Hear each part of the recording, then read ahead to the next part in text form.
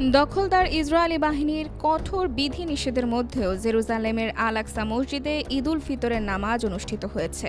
ইসলামের তৃতীয় পবিত্রতম এই মসজিদে ঈদের নামাজে ঢল নামে মুসল্লিদের। ব্যাপক কড়াকড়ি সত্ত্বেও রমজানের শেষে রবিবার আল আকসায় ঈদের নামাজ আদায়ে জড়ো হন হাজার হাজার মুসল্লি।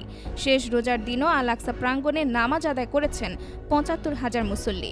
ইরান প্রেসের প্রতিবেদনে বলা হয়েছে, নামাজে অংশ নিতে আসা মুসল্লিদের ব্যাপক তল্লাশির মুখে পড়তে হয়। তবে শেষ পর্যন্ত হাজারো মানুষ ঈদের নামাজে শরিক হন।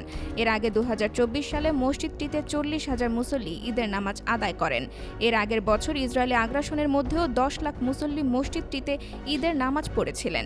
তবে এবছর মধ্যপ্রাচ্যের বিভিন্ন দেশে ঈদুল ফিতর আনন্দমুখর পরিবেশে পালিত হলেও ফিলিস্তিনিদের জন্য দিনটি আতঙ্ক ও শঙ্কার ছায়া নিয়ে এসেছে। গাজা উপত্যকায় ইসরায়েলি হামলা অব্যাহত রয়েছে, আর জেরুজালেমেও ঈদের দিন কঠোর অবস্থান নেয় দখলদার বাহিনী।